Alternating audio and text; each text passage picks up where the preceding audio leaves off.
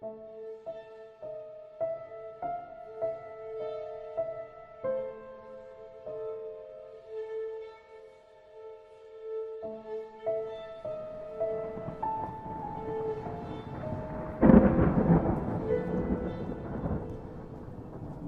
मैं इस्लामाबाद से बात कर रहा हूँ। मैं अपनी आइडेंटिटी तो रिवील नहीं करना चाहता, बट इसको मैं किस्सा नहीं बोलूँगा। ये मेरा एक पर्सनल एक्सपीरियंस है जो कि अभी तक चल रहा है, और मैं आपको भी और जो हमारे लिसनर्स हैं उनको भी एक हेड्स अप दे दूँ कि इस कहानी का जो है वो कोई क्लोज़र नहीं है। अगर कोई एक्सपेक्ट कर रहा है कि इस कहानी का भी कोई क्लोज़र है, तो वो नहीं है, क्योंकि ये अभी तक मामला जो हैं वो चल रहे हैं। इनफैक्ट मैं ख़ुद भी फ़िगर आउट करने की कोशिश कर रहा हूँ कि आखिर इस सब का अंजाम क्या है, ये सब कुछ कहाँ ख़त्म होगा। बट हाँ, जो इंसिडेंट्स मेरे साथ हुए हैं, जो हैपनिंग्स हैं, वो मैं ज़रूर शेयर करना चाहूँगा आपके साथ भी और सुनने वालों के साथ भी। इस कहानी के 2 मेन कैरेक्टर्स हैं, मैं और मेरी वाइफ़। मैं आपको एक टाइमलाइन के थ्रू लेके चलता हूँ और मैं आपको बताता हूँ कि क्या-क्या हुआ और किस-किस तरीके से हुआ। ये बात है 2022 की। 2022 में मैं एक लड़की से मिला, एक म्यूचुअल फ्रेंड के थ्रू, जिससे मेरी बहुत अच्छी दोस्ती हो गई। मिलना-मिलाना हमारा तकरीबन रोज़ाना की बुनियाद पे ही होता रहता था, और वो देखते-देखते वो जो हमारा टाइम एक साथ गुज़ारना था, it turned into what do you call it, infatuation. और वो इन्फैचुएशन से कब प्यार मोहब्बत में बदल गया, वो हम दोनों को ही अंदाज़ा नहीं हो सका। हमारी फैमिलीज़ ने जब ये देखना शुरू किया, स्पेशली मेरी वालिदा ने, तो फिर उन्होंने ये सजेस्ट किया कि जी, अगर ये इतना ज़्यादा मतलब कुर्बतें बढ़ रही हैं और सब कुछ हो रहा है, तो रिश्ते को एक हलाल अंजाम तक ले आता और तुम दोनों जो है वो शादी कर लो। तो मैंने मैंने सोचा कि वाक़ई मतलब, क्योंकि मेरी वालिदा जो है वो ज़्यादा गर्लफ्रेंड बॉयफ्रेंड के और इस तरह के जो रिश्ते होते हैं उनको ज़्यादा एनकरेज नहीं करती हैं। उनका ये होता है कि अगर है तो फिर उसको हलाल करो ना, फिर why are you wasting time. जो कि एक अच्छी बात थी, मैंने एग्री किया उनके साथ कि बिल्कुल ठीक है, एक लड़की है, मुझे समझ में आ रही है, शादी तो इवेंचुअली करनी है, तो इनसे ही करूँगा। ख़ैर, मैंने उस टाइम पे जो मेरी दोस्त थी, उनसे जब मैंने ये चीज़ डिस्कस की, तो उनको मुनाज़िब 2 सेकंड भी नहीं लगे हाँ बोलने में। एज़ इफ़ वो इंतज़ार कर रही थी कि मैं उनको अप्रोच करूँ और वो मुझे हाँ बोल दें। तो हुआ कुछ यूँ कि वो काफ़ी खुश हुईं इस मामले में। जी बिल्कुल, आप अपनी मम्मा से बोलें कि वो रिश्ता भेजें और बात करें वो मेरे घरवालों से।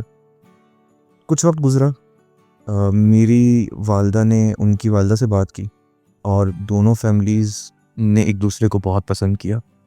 मेरी जो वाइफ़ हैं, उनकी मदर को फ़ौरन ही बात समझ में आ गई और she invited us over for a lunch. तो हम लोग, मैं, मेरी वालिदा, मेरी छोटी बहन, हम लोग गए और उनकी तरफ से उनकी वालिदा, उनके बड़े भाई और उनकी जो ख़ुद मेरी वाइफ़ है वो आई हुई थी। हमारा पॉइंट ये था कि फ़िलहाल इसको थोड़ा-सा मतलब दोनों हम लोग सिर्फ़ मिल लेते हैं फ़िलहाल, तो बाकी लोगों को, अब्बा वग़ैरह को बाद में आराम से हम इन्वॉल्व कर लेंगे। This was just an informal meeting between the 2 families. ख़ैर, हम लोग मिले। मिनाज भाई, इतना जल्दी और इतनी आसानी से सब कुछ हुआ और उतनी ही आसानी से सब कुछ ख़त्म भी हो गया कि मैं आज भी फ़िगर आउट करने की कोशिश कर रहा हूँ कि एक हवा का जिस तरह से एक तेज़ झोंका आता है, समझने की आंधी आती है, और अपने साथ जब वो आती है ना, तो उस गुबार में आपको भी नज़र नहीं आ रहा होता कि क्या चल रहा है। लेकिन जब वो होके गुज़र जाता है तो फिर आपको अंदाज़ा होता है कि अच्छा क्या-क्या हुआ है। राइट नाउ मैं अपनी ज़िंदगी में उस मकाम पे खड़ा हूँ जहाँ मुझे एक आंधी की तरह लगता है कि वो आया और जब वो चला गया तो अब पीछे सिर्फ़ बर्बादी के असरात हैं। खैर, मोहब्बत बेइंतहा थी मेरी और मेरी वाइफ़ के दरमियान। हमारे निकाह के दिन करीब आ गए। निकाह पे कोई एक इंसान ऐसा नहीं था जो खुश नहीं था। हर कोई खुश था, मेरी फैमिली की तरफ से, उनकी फैमिली की तरफ से। मेरी बहन, मेरी अम्मा मतलब तारीफ़ें करते नहीं थकते थे कि तुमने कहाँ से ये हीरा निकाल के लाए हो तुम। और जो मेरी एक्स मदर इन लॉ थीं, वो तो मतलब इस एक्सटेंड तक वो, उनको लगता था कि शायद मैं उनकी तहज्जुद की दुआ हूँ। मतलब इतना सब कुछ अच्छा था। निकाह की सेलिब्रेशंस हुई, निकाह हो गया। रुखसती 2 महीने बाद थी हमारी। ये हमारा एक म्यूचुअल डिसीजन था कि हम 2 महीने बाद रुखसती करेंगे। निकाह से लेकर रुखसती तक के जो 2 महीने थे, ये मेरी शादीशुदा ज़िंदगी के, ये बोलूँ कि सबसे बेहतरीन है, ये बोलूँ कि सिर्फ़ ये 2 महीने ही थे जो सबसे अच्छे थे। क्योंकि उसके बाद जो-जो चीज़ें हुईं, वो आप समझ लें कि वो बस एक बहुत बड़ा इम्तिहान था, मैं उसको यही बोलूँगा। सबसे पहला वाक़या, जिसको मैं फ़ॉर्मल बिगिनिंग तो नहीं बोलूँगा, लेकिन एक साइन था कि यार कुछ गड़बड़ है, कुछ कुछ ठीक नहीं है। सो मैंने 2 लव बर्ड्स पाले हुए थे, जो मुझे बेइंतहा अज़ीज़ थे। वो लव बर्ड्स जब बोलते रहते थे बहुत ज़्यादा, तो घर में अक्सर रौनक रहती थी। आपको पता है लव बर्ड्स बहुत प्यारे होते हैं, आवाज़ उनकी बहुत प्यारी होती है। पिंजरे में होते थे, लेकिन मेरे रूम में ही रखे हुए होते थे। जिस दिन मेरा निकाह था, मेरे निकाह की सुबह, ऑब्वियसली घर में मेहमान वगैरह आए हुए थे, हर कोई बहुत ज़्यादा बिज़ी था। मैं खुद बहुत ज़्यादा मसरूफ़ था, तो अपने रूम में जाने का मुझे मौका नहीं मिला। रूम मेरा लॉक ही रहता था ज़्यादातर, मतलब अंदर कोई आ नहीं सकता, कोई खिड़कियाँ वगैरह मैं सब बंद रखता था रूम की। मेरे निकाह वाले दिन जब मैं तैयार होने के लिए अपने कमरे में आया, मैंने कमरे का दरवाज़ा खोला मिनाज भाई, और मैं देखता हूँ कि एक लव बर्ड उनमें से मरा हुआ है। और सिर्फ़ मरा हुआ नहीं है, उसकी गर्दन टूटी हुई है। मुझे सदमा तो ऑब्वियसली बेइंतहा हुआ कि यार ये क्या हो गया? मतलब एक परिंदा कल रात तक भी वो बोल रहा था, सुबह तक भी इनफैक्ट वो बोल रहा था। ये मरा हुआ नहीं है, इसकी गर्दन टूटी हुई है। बिल्ली वगैरह तो आ नहीं सकती कमरे में। परिंदा जो है वो पिंजरे के अंदर है। खैर अब मेरे पास ऑब्वियसली घर पे रिश्तेदार थे। दिन ऐसा था कि मेरे पास ज़्यादा सोग मनाने का, रोने-धोने का तो मेरे पास टाइम था नहीं। खैर सदमा तो मुझे ठीक-ठाक इस चीज़ का पहुँचा था, क्योंकि बहुत अज़ीज़ थे मुझे वो मेरे लव बर्ड्स। उनमें से एक ज़िंदा रह गया, जो कि वो भी 2-3 दिन के बाद अल्लाह ताला को प्यारा हो गया। निकाह हो गया, खैर खैरियत से सब कुछ हो गया, सब ठीक चल रहा है। हम लोगों ने अपना अलग से सेपरेट घर लिया हुआ था, मैंने और मेरी वाइफ़ ने, क्योंकि हम प्लान कर रहे थे कि रुखसती जब होगी तो हम यहाँ शिफ्ट होंगे। सो मैंने कंडीशन रखी थी अपनी वाइफ़ के साथ कि मैं तुम्हारे घरवालों से जहेज़ के नाम पे माचिस की एक तीली भी नहीं लूँगा, और उन्होंने ही कंडीशन रखी थी कि तुम मुझे एक सेपरेट घर लेके दोगे। सिंस हम मेरे घरवालों से कुछ भी नहीं ले रहे, तो अब तुम्हें करना होगा जो भी अरेंजमेंट्स करना है। आई वाज़ लाइक ठीक है, कोई मसला नहीं है, बट देन वो था ना प्यार मोहब्बत वाला सीन था, तो हम दोनों ने फिर इवेंचुअली डिसाइड किया कि चलो अपना घोंसला है तो उसको मिल के बनाते हैं। तो हमने वो घर मिल के बनाया था। आई स्टिल रिमेंबर मिनाज भाई कि जब हम फर्स्ट टाइम इस घर में गए थे, वो पूरा घर बिखरा हुआ था। हम दोनों ने मिल के मुँह पे कपड़ा बाँध के उसका झाड़ू, पोंछा, सफाई वगैरह उस घर में की थी। द पॉइंट इज़ के मतलब वो जो एक केमिस्ट्री एक कपल के बीच में होती है, वो मतलब बेमिसाल थी हमारी। लोग मिसालें देते थे। खैर एनीवेज़ रुखसती हो गई हमारी। रुखसती के बाद जब हम, इसको मैं बोलूँगा कि this was the formal beginning of the events. रुखसती के बाद जब हम फर्स्ट टाइम मेरे पेरेंट्स के घर पे आए, तो मेरे पेरेंट्स के घर पे कॉमन रूम में एक पेंटिंग लगी हुई थी। ये पेंटिंग मेरी वाइफ़ ने मुझे गिफ्ट की थी। दिस पेंटिंग वाज़ बेसिकली हमारे निकाह की एक पिक्चर थी, जिसमें मैं अपनी बेगम के सर पे प्यार कर रहा हूँ, और वो उनको इतनी अच्छी लगी थी कि उन्होंने पेंटिंग बनवा ली मेरी वाइफ़ ने, और उन्होंने मुझे मुझे वो गिफ्ट की। और मेरी अम्मा ने इवेंचुअली वो मुझसे छीन ली कि नहीं, ये बहुत अच्छी पेंटिंग है, ये मैं अपने घर में कॉमन रूम में लगाऊँगी। फर्स्ट टाइम जब हम रुखसती के बाद गए थे, कुछ रिश्तेदार भी थे वहाँ पे, सब लोग थे, बहुत हँसी कहा, बहुत खुशियों वाला माहौल। लेकिन नौबेहाता जोड़ा जो था वो पहली दफ़ा घर आया हुआ था। हम लोग जब वापस अपने घर पहुँचे, अपने घर जब हम वापस पहुँचे, तो मिनालवी मेरा और मेरी वाइफ़ का एक बहुत ही ख़तरनाक झगड़ा हुआ। और इतना ख़तरनाक झगड़ा हुआ, इतना ख़तरनाक झगड़ा हुआ कि आप यकीन नहीं करेंगे मिनहाज भाई कि आधे घंटे के अंदर-अंदर हम दोनों ने डिसाइड कर लिया कि हम सेपरेट हो जाते हैं। आप सोच रहे होंगे कि मतलब I know this sounds weird, लेकिन उस मैं आज खुद सोचता हूँ तो मुझे खुद भी नहीं याद आता कि वो क्या वजह थी। जो फर्स्ट टाइम हुआ था वो क्या था? मतलब चीखना-चिल्लाना एक-दूसरे के ऊपर, और बिल्कुल मतलब ऐसा लग रहा था कि हम दोनों अपने सेंसेस में नहीं है बिल्कुल भी। खैर मैं दूसरे कमरे में जाके बैठ गया। मुझे मेरी वालिदा की कॉल आती है, और वो रोए जा रही हैं नॉन-स्टॉप, और वो बस मुझसे बार-बार पूछ रही हैं कि तुम दोनों ठीक हो? तुम ठीक हो? तुम हो ठीक हो ना? कोई मसला तो नहीं है? सारी चीज़ें। अब ऑब्वियसली मैं उनको तो नहीं बता सकता था कि मेरा और मेरी वाइफ़ का जो है वो झगड़ा हुआ है, इस तरह की कोई बात है। मैंने नहीं बताया था उनको। मैंने कहा अम्मा सब कुछ ठीक है, कोई मसला है, कोई प्रॉब्लम है, कुछ हुआ है तो प्लीज़ मुझे बताएँ। उन्होंने कहा नहीं, मुझे बताओ कि तुम ठीक हो। मैंने कहा अम्मा हम ठीक हैं। मेरे पूछने पर फिर उन्होंने बताया, कहते बेटा जैसे ही तुम निकले हो घर से, तुम दोनों निकले हो, और तुम दोनों के जाने के साथ 5 मिनट या 10 मिनट बाद वो जो पेंटिंग कॉमन रूम में लगी हुई थी, वो गिर के ज़मीन पे चिकनाचूर हो गई। अब मैं चाहता था कि मैं खुद को भी तसल्ली दूँ और उनको भी तसल्ली दूँ कि अम्मा हवा से हुआ होगा, दरवाज़ा ज़ोर से बजा होगा, कोई भी वजह हो सकती है। लेकिन पता नहीं कि खुद को मैं ये तसल्ली दे नहीं पा रहा था। मुझे गट फीलिंग आ रही थी कि यार ये क्या है? हवा से मतलब शीशे की पेंटिंग अंदर वो फिक्स हुई हुई है दीवार पे, वो कैसे इस तरह से गिर सकती है? खैर मेरी अम्मा ने बहुत इस चीज़ को अपने दिमाग पे हावी कर लिया। अब पता नहीं माँओं को शायद एक हो जाता है, ईटिंग इच्छा आ जाती है, पता नहीं क्या है। बट खैर एनीवेज़ ये हुआ। काफ़ी दिन गुज़रे इस बात को। मैं और मेरी बेगम जिस घर की मैं बात कर रहा हूँ कि जिसको हमने बहुत शौक से सजाया था, हम साथ में वहाँ रहते थे, वहाँ एक अजीब चीज़ होने लगी। सो हम रात को सोते थे और सोते हुए एक दिन अचानक से मैंने नोटिस किया कि जी कमरे में खर्राटों की आवाज़ें आ रही हैं, जो कि नॉर्मल सी बात है, इंसान थक के जब सोता है तो खर्राटे तो मारता। मैं तो जाग रहा होता था तो ऑब्वियसली मैं तो खर्राटे नहीं मार रहा, तो मेरी बेगम ही खर्राटे मार रही हैं। पहले दिन तो ये ऐसे ही मज़ाक में, जिस तरह मैं अभी आपको बता रहा हूँ, इसको ऐसे ही मज़ाक में लिया गया। 2 दिन गुज़रे, 3 दिन गुज़रे, 4 दिन गुज़रे, मैंने अपनी बेगम को छेड़ना शुरू कर दिया। मैंने कहा, "यार आप रात को जो है ना मेरी नींद ख़राब करती हैं, मैंने अगले दिन ऑफ़िस जाना होता है, आप बहुत ज़ोर से खर्राटे मारते हैं।" इसलिए मैं मतलब मैं मेरी तो कभी ज़िंदगी में आप अपने लिए खर्राटे मारने की। मैं कहा थक जाती होंगी आप। She also used to work, वो भी काम करती थी, मैं भी करता था, तो काफ़ी घर का काम वगैरह सब हम वैसे तो मिलके करते थे, लेकिन थक जाते थे बहुत ज़्यादा हम दोनों। तो मैंने कहा यार होता है इंसान थक जाता है तो फिर वो ज़रा to snore, that's okay, that's fine. She was like नहीं ये वो खैर। अच्छा एक दिन इत्तफ़ाक़न, अब वैसे तो अंधेरा होता था, कमरे की लाइट्स ऑफ होती थी तो पता नहीं लगता था। अब एक दिन कुछ ऐसा हुआ कि लाइट ऑन है कमरे की और मेरी बेगम सो रही हैं और ये खर्राटों की आवाज़ें आना शुरू हो गई।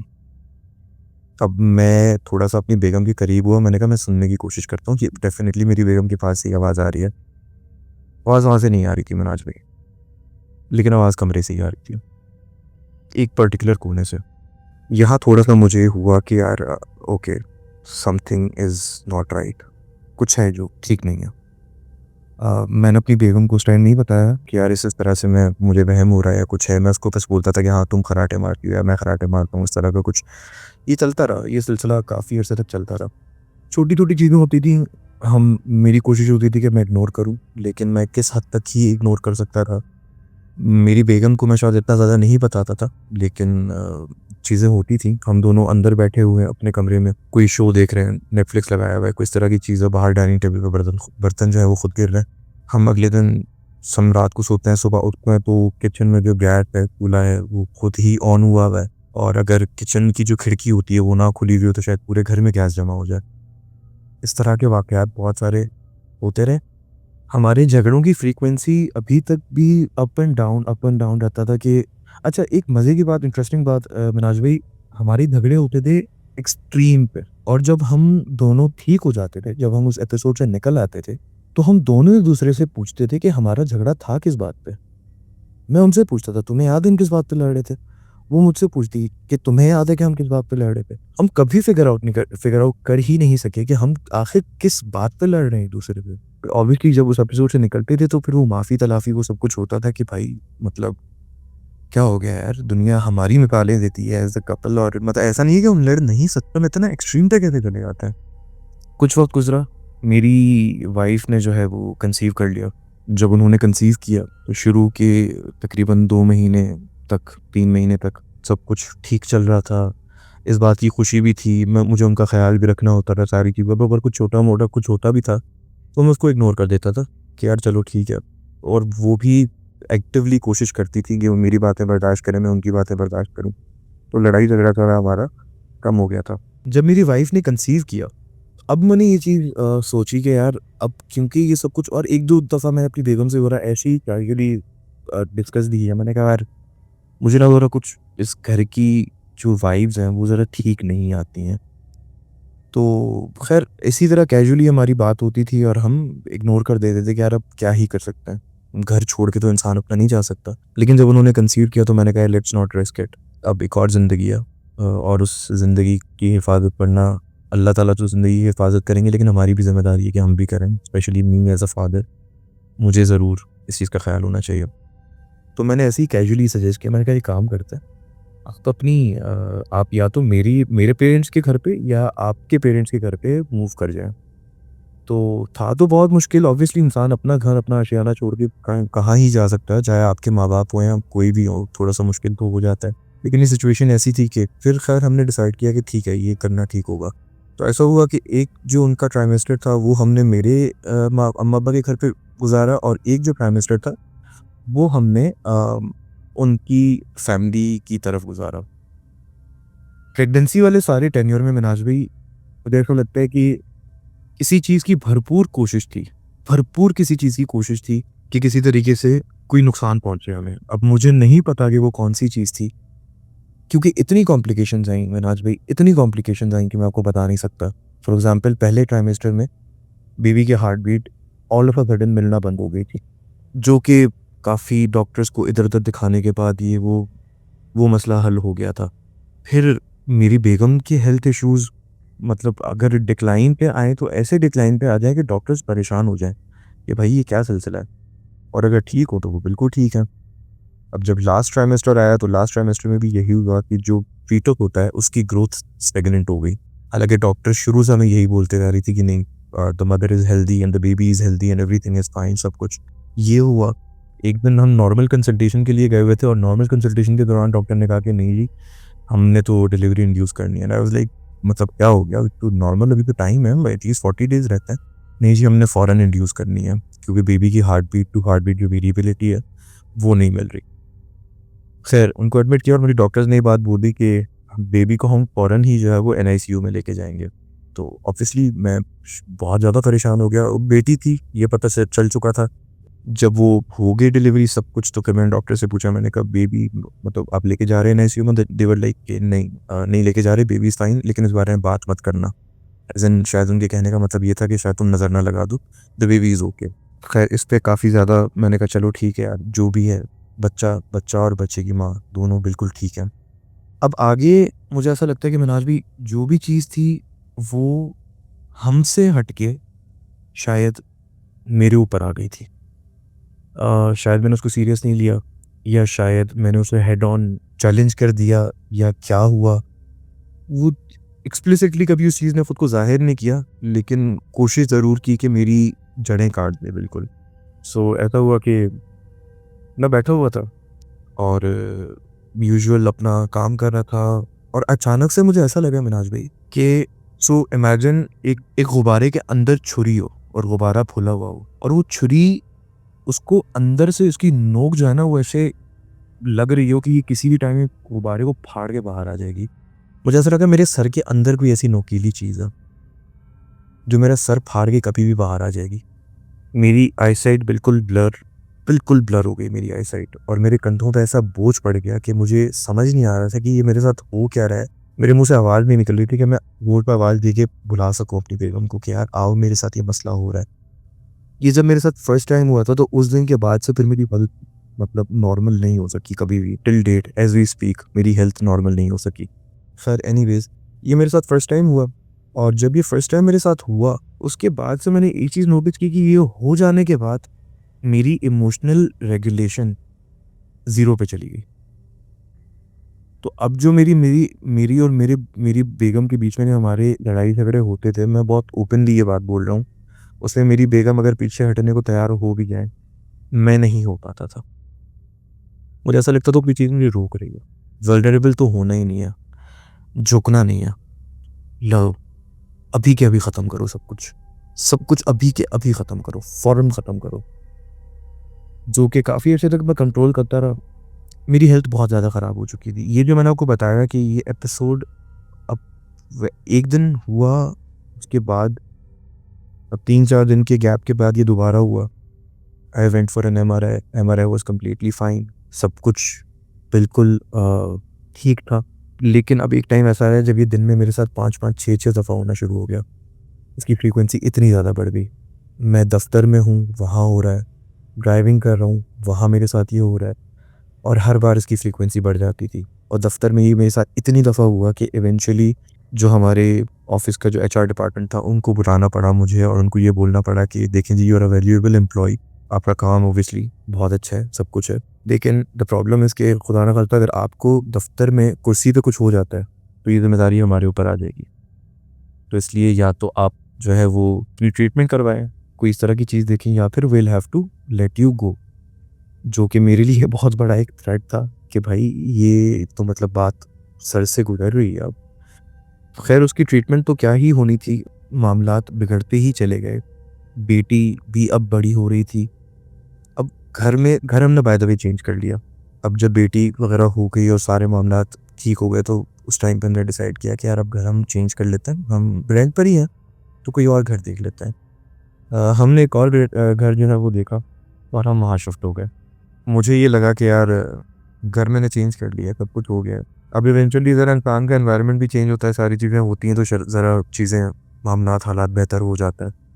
खैर, अब दूसरे घर में शुरू का जो 1 महीना था उसमें मैंने ये मार्जिन रखा था कि यार इस घर में से मसले निकलेंगे, मसले एज़ इन की जो घर में काम-काज चीज़ें होती हैं, वो होते रहेंगे तो वो मैं वहम नहीं करूँगा, वो मैं एक मार्जिन इस घर को दूँगा कि इसमें कोई प्रॉब्लम्स होंगी, वो प्रॉब्लम्स मैं ठीक करवाऊँगा।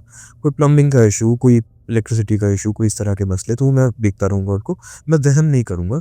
हो सकता है मेरा ये वहम करना शायद मुझे बहुत ज़्यादा मज़ीद और ज़्यादा स्ट्रेस दे रहा है। 1 महीने से ऊपर ही हो गया, मैं कभी एक कमरे की लाइट को ठीक करवाऊँ तो दूसरे कमरे का पंखा ख़राब हो जाए, दूसरे कमरे का पंखा ठीक करवाऊँ तो किचन की लाइट चलना बंद हो जाए, किचन की लाइट ठीक करवाऊँ तो कभी कुछ हो जाए, कभी कुछ हो जाए। कभी जो डोरबेल है वो अपने आप, मतलब एक दिन तो हद ही हो गई कि मैं बैठा हूँ अपने कमरे में आराम से, मेरी बेगम मेरे साथ बैठी हुई है और एक लाइक माइनर सा एक छोटा सा ना एक पटाखा टाइप का ब्लास्ट होता है। I was shaken to the core. मैंने कहा ये क्या हो गया भाई? घर के अंदर से ही आवाज़ आई है। मैं गया तो जो डोरबेल थी वो ख़राब हो गई थी। मैंने इलेक्ट्रिशियन को अगले दिन बुलाया, मैंने कहा भाई चेक करो कोई वायरिंग वगैरह का इश्यू क्या है? कहते सर सब ठीक है। अब मैं कर के पक गया कि मतलब मैं एक पंखा ठीक करवा रहा हूँ, मैं घर की एक लाइट ठीक करवा रहा हूँ और कुछ ठीक ही नहीं होके दे रहा। कोई चीज़ नहीं ठीक होके दे रही। मेरी और मेरी बेगम के झगड़े जो हैं वो अलग चल रहे हैं। उन पे अलग मसले मसाइल चल रहे हैं। मेरी हेल्थ के इश्यूज़ वो अलग जो है वो चल रहे हैं। ये मामला अभी यहीं तक था, जो मैंने आपको अपनी कंडीशन बताई कि मेरे साथ ये कंडीशन थी। अब मेरे साथ एक नया मसला होना शुरू हो गया। अब वो ये था मिनाज भाई कि मैं अगर पानी की एक बूंद सूंघ भी लूँ, अगर मैं उसको सिर्फ सूंघ भी लूँ, तो मुझे फ़ौरन like I'd feel the urge to go to the washroom, which was weird, क्योंकि आप दिन में पानी तो पियोगे, प्यासे तो नहीं रह सकते आप। और मैं एक बूंद पानी की अगर अपने हलक में डालूँ, तो वो ठहरता नहीं था मेरे ब्लैडर में। I'd urgently feel the urge to urinate. अब मुझे काम करना होता था, मेरे काम का एक फ़्लो था जो ख़राब हो जाता था, सारी चीज़ें फ़ोकस के साथ। मेरी जॉब इस तरह की है कि मुझे 24/7 एक तो स्टैंड बाय रहना होता है और फिर मुझे बहुत ज़्यादा फ़ोकस चाहिए होता है। मैंने सोचा जैसे पानी एट वन पॉइंट पीना ही छोड़ दिया कि मैं पानी पीऊँगा ही नहीं तो फिर कैसे होगा? लेकिन फिर ऑब्वियसली वो भी ठीक नहीं था सेहत के लिए। मैंने शहर के जितने बेहतरीन यूरोलॉजिस्ट थे, खूब पैसा खर्च किया, सॉरी यूरोलॉजिस्ट जो थे उनके पास गया, खूब पैसा खर्च किया, मैंने चेक करवाया, मैंने कहा यार ये देखो भाई क्या मसला है। पहले तो जो थे डॉक्टर्स उन्होंने बोला कि यार हो सकता है मतलब कोई भी आपको कोई यूटीआई कोई इस तरह की कोई भी मसला हो सकता है, आप इतना परेशान क्यों हो रहे हैं इस चीज़ को लेके? अब मुझे पता था कि ये कितनी ज़्यादा परेशानी की बात है। फिर उन्होंने मेडिकेशन वगैरह दी। मेडिकेशंस तो मतलब अजीब-सी बात है, मुझे ऐसा लगता है कि मेरी बॉडी जो है वो इम्यून है। मतलब मेडिकेशन से ना बिल्कुल मतलब है नहीं, हो गई है शायद। एटलीस्ट उस पॉइंट पे तो बहुत ज़्यादा थी कि मेडिकेशंस को तो मेरी वो बॉडी पूछती नहीं थी ना कि भई मतलब तुम क्या हो, तुम्हारी क्या औकात है, तुम क्या ठीक कर लोगे? तो ऑब्वियसली मेडिकेशन ने कोई असर नहीं दिखाया। मैं दूसरी दफ़ा डॉक्टर के पास गया, डॉक्टर्स ने डोज़ चेंज किया। मैं तीसरी दफ़ा गया। अब जब मैं तीसरी दफ़ा गया ना, तो ये बहुत शहर के एक नामवर यूरोलॉजिस्ट थे, जो सर को पकड़ के बैठ गए अपने। और क्लियरली लाइक मतलब मैं उनसे अच्छा दिस टाइम मैं इतनी ज़्यादा तकलीफ़ में था मिनाज भाई कि मैं उनसे भीख माँग रहा था कि साहब आपको खुदा का वास्ता है मुझे ठीक कर दें। मुझे ठीक कर दें, मैं मेरी अज़ियत बहुत ज़्यादा बढ़ गई है। और वो सर पकड़ के बैठे हैं कि मैं क्या करूँ? इस मसले को मैं कैसे हल करूँ? अब ये ऐड ऑन एक मसला मेरे साथ जुड़ गया। हम दोनों स्ट्रगल करने लगे ऑब्वियसली। अच्छा इस दौरान मेरी वाइफ़, हाँ, बहुत इम्पोर्टेंट बात मिनाज भाई, बहुत इम्पोर्टेंट बात। मेरी वाइफ़ कोई भी जॉब शुरू करें, कहीं पे भी जॉब शुरू करें, वो 3 महीने से ज़्यादा जॉब कर ही नहीं पाती थी। वो कर ही नहीं पाती थी। ऐसा नहीं कि उनकी परफ़ॉर्मेंस अच्छी नहीं थी, ऐसा नहीं कि वो काम करती नहीं थी या कोई और मसला था। वो जॉब करें और 3 महीने बाद उनको जो उनके एम्प्लॉयर्स थे वो उनको बोल दें कि जी सॉरी, या तो हम आपको अफ़ोर्ड नहीं कर सकते या फिर फलाना कोई इशू है, कोई भी मसला बना के कि जी ये मसला है, वो मसला है। और मिनाज भाई ये 4 दफ़ा हुआ। 4 दफ़ा वो या तो टर्मिनेट हुई या उनको लाइक ले ऑफ किया गया और वो कहीं पे भी सुकून से जॉब नहीं कर सकीं। जो कि हमारे लिए बहुत ज़्यादा एक फाइनेंशियल स्ट्रगल हमारी हमारी ज़िंदगी में आ गया, क्योंकि हमने प्लान ही इस हिसाब से किया हुआ था कि शादी, बच्चा, सब कुछ, कि हम 2 लोग हैं, 2 लोग कमा रहे हैं, तो हम मिल के कर लेंगे। खैर मुझे पता था कि अब ज़िम्मेदारी सारी मेरे कंधों पर है, तो करना तो पड़ेगा। लेकिन मेरी हेल्थ के साथ मेरी फ़िज़िकल, मेंटल हेल्थ जो मेरा उस वक़्त तक, अच्छा, सो उस टाइम पर मैं आज भी, सो आपको शायद पर्सनल अगर आपको अपनी बिफ़ोर और आफ्टर की इमेजेस भेजूँगा, आपको यकीन भी ना आए। मैं अपनी उम्र से एटलीस्ट 20-25 साल बड़ा लगता था। सो बिल्कुल मैंने वेट बहुत ज़्यादा गेन कर लिया था। बहुत ज़्यादा मैंने वेट गेन कर लिया था, और बिल्कुल एक I was a different person. अगर मैं आपको अभी के मुकाबले में बताऊँ तो I was a completely different person. So ये तमाम मामला जो है वो चल रहे हैं और ये सब कुछ हो रहा है। मैंने अपनी इवेंचुअली मैंने थोड़ी-सी हिम्मत की और मैंने अपनी वालिदा से मैंने डिस्कस किया। मैंने कहा, जी ये मसले हैं सारे, मैं क्या करूँ मुझे बताएँ? मैं मतलब कुछ समझ में नहीं आ रहा, मैं फ़िगर आउट नहीं कर पा रहा। मैं बहुत ही एक मुश्किल उस पे हूँ, सिचुएशन में हूँ। तो मेरी वालिदा ने जो है वो ज़रा किसी आलिम साहब से मेरी बात करवाई, और उन आलिम साहब को जो है वो मैंने बताया। मैंने कहा, उनको पूरा अभी तक ए टू ज़ेड जो मामलात थे वो मैंने उनको बताया कि ये सारे मामलात हैं जो मेरे साथ हुए हैं अभी तक। तो मुझे आलिम साहब ने कहा कि तुम एक काम करो, तुम सुबह उठ के घर पे रुकिए चलाया करो। मैंने कहा ठीक है।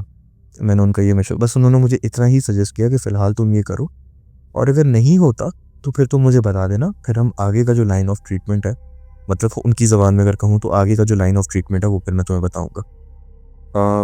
सो अगले ही दिन, जिस दिन मेरी क़ारी साहब से बात हुई, उसके अगले ही दिन सुबह को जब मैं उठा, तो मैंने घर पे स्पीकर पे, मैं कैजुअली बिल्कुल मैं फ्रेश होके ऑफ़िस के लिए तैयार होके, बेगम जो है वो नाश्ता बना रही थी, और मैंने रुकिए चला दी घर पे। तनाज़ुई रुक तिलावत शुरू हुई है और मैं आई फेंटेड। मैं बिल्कुल, मुझे ऐसा लगा कि मेरे जिस्म के, मेरे पैरों के अंगूठे का जो नाख़ून होता है वहाँ से लेके मेरे सर के बालों तक से जान निकल गई है बिल्कुल। मैं इस तरह गिर गया पलंग पे, और अगर बेड के मैं पास नहीं होता तो शायद मैं फ़र्श पे गिर जाता। और मुझे ऐसा लग रहा था कि जब तक ये चलता रहेगा ना, मैं उठ नहीं पाऊँगा, मेरे हाथ-पाँव काम नहीं करेंगे। मेरे हाथ-पाँव काम नहीं करेंगे जब तक ये चलेगा। मैंने अपनी बेगम को चिल्ला के बोला, मैंने कहा इसको बंद करो। तो जब वो हुआ, और जब ये तमाम मामलात मेरे साथ हुए, तो बाकी सारी चीज़ें, बाकी सारे मसले मसाइल इतने ज़्यादा थे फेस करने के लिए कि मुझे फॉर सम रीज़न उस वक़्त ऐसा महसूस ही नहीं हुआ कि यार on priority basis I should get back to that Qari sahab, और मैं उनको बताऊँ कि जी इस चीज़ ने तो ये वाला साइड इफ़ेक्ट किया है। क्योंकि उसके बाद मेरी और मेरी बेगम के जो झगड़े थे वो और ज़्यादा बढ़ गए, और वो अब अपने एक्सट्रीम पे थे। अब जो मैं आपको बातें बता रहा हूँ, अब ये 2023 ख़त्म हो चुका है, this is the beginning of 2024, और मेरी बेगम तकरीबन 1 डेढ़ महीने के लिए बेटी को लेके अपने मैके चली गई, परेशान होके, और मैं अपने अम्मा-पापा के घर आ गया, और हम एक-दूसरे से बात नहीं कर रहे। और ये इतना ही शॉर्ट है मिनाज भाई, कि दिसंबर के महीने तक, तकरीबन 2024 दिसंबर के महीने तक, हम दोनों, शायद हमने 2 ढाई महीने एक साथ गुज़ारे होंगे, 2.5 या 3 महीने शायद हमने एक साथ गुज़ारे होंगे, वरना वो ज़्यादातर अपने अपने अम्मा-पापा के घर पे रहती थी और मैं अपने अम्मा-पापा के घर चला जाता था, क्योंकि हमारे बीच में बनती ही नहीं थी बिल्कुल भी, व्हिच वाज़ ऑब्वियसली मेरे लिए बहुत ज़्यादा डिस्टर्बिंग था। बेटी मेरी छोटी थी बहुत, मैं बहुत ज़्यादा क्लोज़ था उसके साथ, वो मेरे साथ बहुत ज़्यादा अटैच थी। तो मुझे तो नींद नहीं आती थी रात को। मैं हर बार, मैं कभी कोशिश करता था, कभी वो खुद वापस आ जाती थी, कभी मैं उनको मना के ले आता था। ऐसा नहीं था कि हमने कोशिश नहीं की थी कि हम मामलात को ठीक करने की कोशिश करें। लेकिन मुझे ऐसा लगता है कि शायद अब जो मेरे हेल्थ इश्यूज़ थे, मेरे मेंटल हेल्थ इश्यूज़ और मेरे फिज़िकल हेल्थ के जो इश्यूज़ थे, वो थोड़ा-सा अब डोमिनेंट हो गए थे। हमारा जो वो स्पिरिट ऑफ कॉम्प्रोमाइज़ था एक-दूसरे के लिए, उस पे वो थोड़ा-सा अब डोमिनेंट हो गए थे, वो मसले। जो जिनको कि मुझे लगता है कि शायद मेरी वाइफ़ को उन मसलों ने, उन प्रॉब्लम्स ने थकाना शुरू कर दिया था, और मैं खुद भी ऑनेस्टली थक चुका था बहुत ज़्यादा। तो मैं भी कहीं न कहीं इस बात को समझता था कि यार अब मैं क्या कर सकता हूँ? If she wants to go, तो I don't think I can really stop that. एक जो last nail in the coffin था, जिसके बाद फिर कुछ भी पहले जैसा नहीं रहा। हम दोनों मसरूफ़ इतना ज़्यादा थे शादी के बाद अपने काम में और सारी चीज़ों में, कि हम हनीमून तो प्लान ही नहीं कर सके। Because we were a young couple, हमें घर बनाना था, सारी चीज़ें करनी थी, तो हमने इवेंचुअली डिसाइड किया कि यार चलते हैं। हनीमून पे हम नहीं गए थे, हम चलते हैं, घूम फिर के आते हैं, नॉर्थ साइड पे चलते हैं। वो जब हमने प्लान किया था और लिटरली लाइक 2 दिन बाद हमने निकलना था। 2 दिन पहले हमारा झगड़ा होता है and once again believe me when I say this, but आज भी मुझे नहीं याद कि हमारा झगड़ा किस बात पे हुआ था। हमें कभी याद नहीं होता था। 2 दिन बाद हमने निकलना अपने हनीमून के लिए और इवेंचुअली हमारा एक झगड़ा होता है। तो उस झगड़े में I don't know if I should say this is a trigger warning for the people who are listening. मेरी बेगम ने कुछ खिलौने उठा के मेरी बेटी के मेरी तरफ फेंके, जो कि मुझे समझ में नहीं आया कि इनको क्या हो गया। और ऑब्वियसली फिर वो खुद को बचाने के चक्कर में, रिटेलिएशन के चक्कर में थोड़ा-सा धक्का मुक्की, मतलब वो that was the last nail in the coffin, मैं यही बोलूँगा कि क्योंकि बात यहाँ तक अभी तक नहीं आई थी। अब बात यहाँ तक आ गई थी और वो इवेंचुअली चली गईं अपने अम्मा-अब्बा के घर वो चली गईं। मैं घर पे ही था and I was once again हम दोनों का कोई आपस में राब्ता नहीं था। इस बार हमारे घर वालों ने बोला कि तुम दोनों आपस में बात नहीं करोगे। कुछ भी हो जाए तुम दोनों आपस में बात नहीं करोगे। हम दोनों के बीच में जो बातचीत है वो होना बंद हो गई। मेरे हेल्थ इश्यूज़ अभी भी वैसे के वैसे ही हैं, हमारे मसले-मसाइल अभी भी वैसे के वैसे ही हैं। कुछ भी ठीक नहीं हो रहा, कुछ भी ठीक नहीं हो रहा। मुझे ये लगा कि यार ये दिस इज़ वन्स अगेन एक और नॉर्मली जिस तरह से वो अपने पेरेंट्स के घर जाती हैं, शायद वो गई हैं, कुछ टाइम गुज़रेगा, या तो वो आके मुझसे बात कर लेंगी या मैं उनसे बात कर लूँगा और मामलात जो हैं वो ठीक हो जाएँगे, तो वो बेहतरी की तरफ चले जाएँगे मामलात। तो उन्होंने उसके अगले दिन शाम को उनके फ़ादर की कॉल आती है मेरे फ़ादर को एंड वो कहते हैं कि जी हम खुला फ़ाइल कर रहे हैं। तो मेरे ज़रा पैरों के नीचे से ज़मीन निकल गई। मैंने कहा यार वेट अ सेकंड, क्या? क्या मतलब खुला? क्योंकि ऑब्वियसली आई नो बहुत बड़े मसाइल थे, बहुत सारी चीज़ें थी, बहुत कुछ था। आई थिंक ये होना ठीक भी था। मैं खुद तो डिनायल में हूँ, मैं खुद तो कभी नहीं बोलूँगा कि ये होना चाहिए था। बट शायद ये होना ठीक भी था क्योंकि जो मसले-मसाइल थे अगर वो इस तरह से जो जहाँ अभी भी मैं हूँ, अगर वो ऐसे ही चलते रहते तो शायद मामलात और ज़्यादा बिगड़ जाता। जब उन्होंने कॉल किया, उन्होंने मेरे फ़ादर से बात की, काफ़ी अर्से तक नेगोशिएशंस चलती रहीं कि जी नहीं, इस तरीके से ये होना चाहिए, ऐसा होना चाहिए, वैसा होना चाहिए। बात मेरी बेगम के साथ बात करने का कोई तरीका नहीं बन पा रहा था and apparently my wife also wanted to talk to me but she wasn't able to reach out to me. कोई ना कोई बात, कोई ना कोई मामला इस तरह के बन जाते थे कि हम आपस में बात नहीं कर पाते थे कि हम इस मामले को सुलझाने की कोशिश करें। अच्छा, और जब हम बात करें, जब हमारी बात हो, अभी मैं यहाँ से फ़ोन उठाऊँ, वो वहाँ से फ़ोन उठाएँ और हमें बिना बात का गुस्सा आ जाए। कोई ऐसी प्रोवोकेटिव बात ना वो करें, ना मैं करूँ, लेकिन हमें बिना बात का गुस्सा आ जाए और इतना शदीद गुस्सा आ जाए कि हमारी हर कॉल आर्ग्यूमेंट पे ही ख़त्म होने लगी। ख़ैर इवेंचुअली डिवोर्स हो गया और डिवोर्स जब एक दफ़ा हो गया तो अब दिस टाइम मैंने ये सोचा कि यार because the city that I was living in, it was obviously वो घर अब मुझे काटने को दौड़ रहा था बहुत ज़्यादा। The city was very environmentally triggering for me कि यार अब तो मैं नहीं रह सकता यहाँ पे। अब मुझे यहाँ से निकलना होगा। मतलब एक इंसान के साथ आपने एक शहर की हर जगह, सड़क सब कुछ देखा है। अब आप वहाँ पे कैसे रह सकते हैं? अब मैं उसी घर में रह रहा हूँ। वही सब कुछ हो रहा है, वही सारी चीज़ें। अब मुझे फ़र्क नहीं पड़ रहा उस सबसे। अब मुझे उन चीज़ों से कोई फ़र्क नहीं पड़ रहा। फ़ास्ट फॉरवर्ड तकरीबन मेरे डिवोर्स को 1 साल हो गया और इस दौरान ऐसा नहीं है कि कोई भी बेहतरी आई हो किसी किस्म की। जो भी इनफैक्ट मैंने ये ज़रूर सुना क्योंकि मैं यहाँ हूँ, मैं हर रोज़ ये चीज़ सोचता हूँ कि यार if I could get one day, एक दिन अगर मुझे मिल जाए जो मैं अपनी बेगम के साथ, अपनी बच्ची के साथ स्पेंड कर सकूँ, तो शायद मैं ज़िंदगी में और कुछ शायद नहीं चाहता। या मेरी वाइफ़ के लिए इनफैक्ट मुझे अक्सर लोग बताते हैं कि यार शी ऑल्सो मिसेज़ मी, अक्सर वो भी बहुत ज़्यादा सिवियर डिप्रेशन में रहती हैं। लेकिन इस बात की मुझे खुशी है कि वो काफ़ी हद तक मूव ऑन कर गई हैं। Me on the other side जो मेरे मसले-मसाइल चलते हुए अभी तक आ रहे थे, वो इतने ज़्यादा बिगड़ गए कि सो अब now there are days when I am completely bedridden because when I get up, when I try to walk, तो मैं चल नहीं पाता, मेरा बैलेंस बिगड़ने लगता है बिल्कुल, मेरी विजन बिल्कुल ब्लरी हो जाती है। एंड तमाम किस्म की मैंने मेडिकल स्क्रीनिंग और सब कुछ मैंने करवाया हुआ है, बट कुछ उसके बावजूद मुझे समझ में नहीं आता है कि आखिर मसला क्या है। जब मैं यहाँ शिफ्ट हुआ मुझे लगा कि चलो हिजरत करते हैं कि वैसे जगह छोड़कर अगर आप किसी दूसरी जगह आते हैं तो शायद हालात थोड़े से बेहतर हो जाते हैं, बट शायद वो भी मेरी गलतफहमी थी, क्योंकि यहाँ जब मैं शिफ्ट हुआ दूसरे शहर में और यहाँ जब मैंने अपार्टमेंट लिया, अब यहाँ बड़ी एक अजीब सी चीज़ मेरे साथ होने लगी।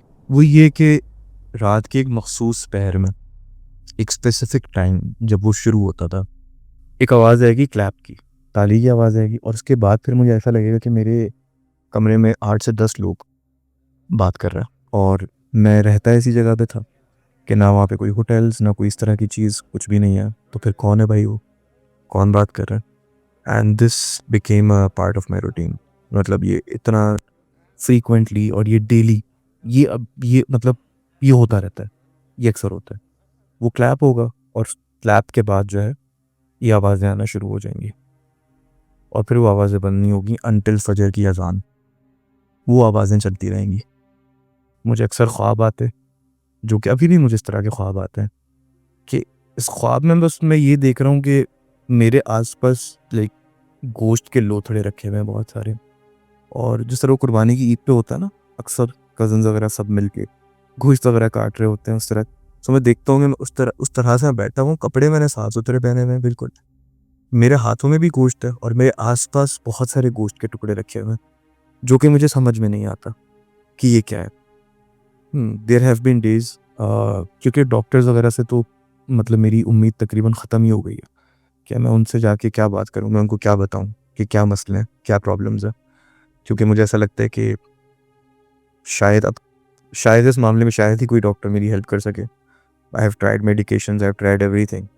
4 दिन ऐसे गुजरे, मैं इतना सिवियर इस सब की वजह से इतना ज़्यादा डिप्रेस हो गया कि there were at least 4-5 days when I just, मैं अपने बेड पे लेटा हुआ हूँगा, मेरा ब्लैडर कंट्रोल ज़ीरो बिल्कुल, और मुझे कुछ पता नहीं चलेगा कि कब मैं किस कैफियत में लेटा हुआ हूँ, क्योंकि मैं वो कॉन्शियसनेस की स्टेट में ख़ुद को महसूस ही नहीं करता, और बस वो it became a part of my routine कि अच्छा मैं लेटा हुआ हूँ, अब ये क्लैप की आवाज़ आएगी और अब ये बोलना शुरू कर देंगे लोग। I called my mother the other night, और मैंने उनको बताया कि जी ये तमाशा शुरू हो गया, एंड उन्होंने मुझे बोला कि बेटा एक काम करो, तुम सो जाओ, कॉल पे ही रहो, सो जाओ, और मैं कुछ पढ़ती हूँ ताकि देखते हैं क्या होता है।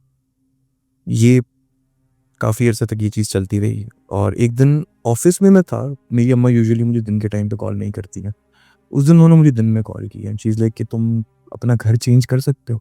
तो मैंने कहा अम्मा क्या हुआ, खैरियत? लाइक नहीं, तुम ये घर चेंज करो। मैंने कहा लेकिन हुआ क्या? चीज़ लाइक बेटा तुम सो रहे हो, and I could hear through the speaker of the phone कि तुम्हारे कमरे में जैसे एक भीड़ लगी हुई है और लोग बात कर। And this is when I realize कि ओके मैं अभी भी होश में हूँ, तो ऐसा नहीं है कि जो मैं सुन रहा हूँ वो सिर्फ मैं सुन रहा हूँ, my mother could also here it. फिर अक्सर ऐसा होता था कि वो नींद से मेरे अब्बा को उठाती थी कि ये देखें ये क्या है, और मेरे अब्बा परेशान हो जाए कि मतलब ये क्या मामला आता है, वो फ़ोन से सुन पा रहे हैं, मैं सो रहा हूँ। फिर वो क्या करती थी, हर 5 मिनट में मुझे आवाज़ लगाती थी कि मतलब मैं ठीक हूँ, मैं कहता था अम्मा मैं ठीक हूँ। अब वो मुझसे बात भी कर रही हैं और उनको आवाज़ें भी आ रही हैं। सो अभी तक भी ये मामलात हैं, जितने लिसनर्स हैं, जो भी लोग सुन रहे हैं, बस ये है कि मैं ये मामलात उनसे शेयर करना चाहता था, और उनसे रिक्वेस्ट भी करना चाहता था कि अगर हो सके तो मेरे लिए दुआएं करें कि मेरे जो ये हालात हैं, जो ये मामलात हैं, वो ठीक हो जाएं। आई एम नाउ कंसीडरिंग कि मैं प्रॉपरली कोई रूहानी इलाज या कोई स्पिरिचुअल ट्रीटमेंट अगर इस चीज़ का हो सकता है तो मैं उसको कंसिडर करूं, लेकिन इतना कुछ, मेरा इतना ज़्यादा नुकसान अब हो चुका है, इतना, जब मैं इसको ठीक, मुझे ऐसा लगता है कि जब मैं इसको ठीक कर सकता था तब कोई चीज़ थी जिसने मुझे करने नहीं दिया, और अब जब मैं करना चाहता हूँ तो मुझे ऐसा लगता है कि मेरा इतना ज़्यादा नुकसान हो चुका है, I have lost so much that there is not enough left for me to care about, कि अब अब मुझे ऐसा लगता है कि अब जो रह गया उसको शायद उसको क्या ही बचाना है, उसके साथ क्या ही करना है, तो फिर इसको ऐसे ही रहने दो।